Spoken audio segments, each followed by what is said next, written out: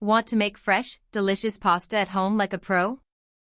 In this video, we reveal the top 5 best pasta makers of 2025 that bring authentic, homemade pasta straight to your kitchen. From manual rollers to high-tech electric machines, we've got the perfect pick for every pasta lover. Okay guys, let's watch top 5 pasta makers honest review. Number 5. KitchenAid's Pasta Roller attachment is excellent. It previously topped this list with the caveat that, well, it will only work for you if you have a KitchenAid stand mixer already. Now that we have tested more electric pasta machines and can recommend one without that limitation, we do. But if you have a KitchenAid mixer, choosing this attachment will save you both space and money while working just as well as the Atlas motor. The KitchenAid is a heavy-duty roller with 8 thickness settings. It handled thicker slabs of dough on the widest setting without issue. We certainly heard the mixer straining some under the effort, but it never jammed or stalled. Even a total pasta beginner will be encouraged by the noodles they're able to make. The roller is also available as part of a 3-piece set, which comes with cutters for spaghetti and fettuccine, and as part of a 5-piece set that includes additional cutters for lasagnette, a narrower version of a lasagna noodle with wavy edges, and capellini. Adding on the additional cutters removes some of the storage convenience, but they all work well. If you don't want to hand cut your noodles, they're worth having. Number 4. Marcato Electric Pasta Maker is, without question, the easiest way to get homemade pasta.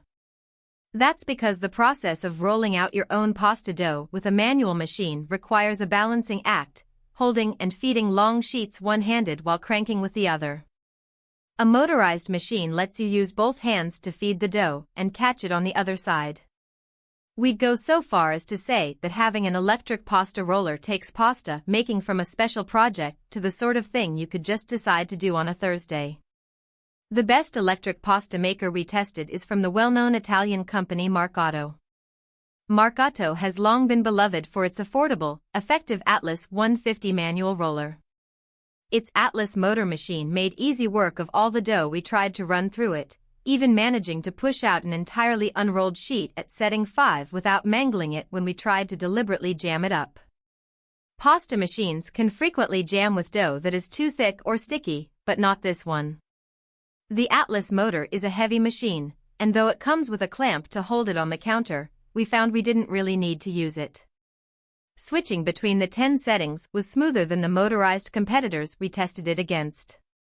The included cutters for angel hair and fettuccine worked nicely, and the company makes another 10 attachments for a variety of other types of pasta like maffaldine, pappardelle, and linguine.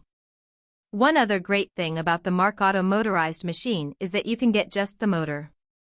If you already have a manual Marcato Atlas or Imperia pasta machine, you don't need to replace it entirely. Instead, you can upgrade and add the motor for around $160 at the time of writing. We tried the attachment and it locked in tightly to an Atlas 150 and rolled out pasta as effortlessly as the Atlas motor. Beyond the name printed on the machine, we didn't actually find any difference in design or functionality. Number 3. The Marcato Atlas 150 is a classic in the world of pasta makers and comes in weighty chrome-plated steel. The Italian machine attaches to the countertop with a screw clamp, and comes with a hand crank and additional pasta cutter attachments. As we noted above with the Atlas motor, while it's best to use the clamp if you can, the Atlas 150 is heavy enough to be used without it in a pinch. Like all the manual pasta machines we tried, the hand crank here detaches so you can move it between the different cutting and rolling attachments. But unlike our experience with the other machines, the attachments on the Marcato slid into place with ease. Of the manual machines we tried, the Marcato Atlas 150 was the most capable of handling thick slabs of dough at wider settings. It offers 10 different thickness settings, which are marked from 0, the widest at 4.8 mm, to 9, the thinnest at 0.6 mm. The settings provide a natural progression for rolling out increasingly thin sheets of dough without jamming or clogging the machine. Of the manual rollers, it was also the most resistant to jams when thick sheets of dough were incorrectly fed through narrower settings. The additional attachments included cutters for fettuccine and tagliolini, which slide into place on the top of the main rolling mechanism. When we tested higher hydration doughs, we found that the cutter couldn't slice the strands all the way through but did so without issue at a lower hydration level. To be fair, properly made pasta dough shouldn't be sticky, but we were interested in testing the limits of the machine. The Marcato instruction manual provides helpful information on how to fix your dough should your noodles stick. On that note, unlike several of the other machines we tested, the Marcato Atlas 150 arrived with a thorough instruction manual included. As trivial as it may seem, having comprehensive instructions can make the difference between successful and unsuccessful pasta making. If you're looking to go beyond lasagna and long noodles, you can purchase a compatible 12-piece cutter attachment set, which includes cutters for making maffaldine, pappardelle, vermicelli, ravioli, and more pasta shapes. Number 2. The Philips 7000 series is an updated version of our former, now discontinued, winner from the brand, the Advanced series, and it shares all the attributes that made the old Philips a good choice. It's a heavier piece of equipment than the other countertop pasta makers we tested, and it mixes dough automatically. Simply add flour to the mixing bowl, put on the lid, hit start, and slowly pour your liquid through the holes in the top. It has a countdown clock on the display, which is a big plus. It let us know when we needed to have everything set up to cut and catch the noodles. The extrusion process demands you stand there and cut constantly until all the dough has passed through the die. While it doesn't come with an attached cutter like some of the other extruders we tested, the included plastic cutter did a surprisingly efficient job portioning out the pasta when we tested its ability to make both spaghetti and tube-shaped noodles. When the extrusion started, the spaghetti came out more quickly in the center of the die than around the edges, but we did figure out a useful strategy to fix the issue: use a pair of scissors for the first cut about 2 inches away from the machine. If you make that first cut away from the machine, you will cut the noodles in the middle but not the ones on the edge, giving those edge noodles time to catch up.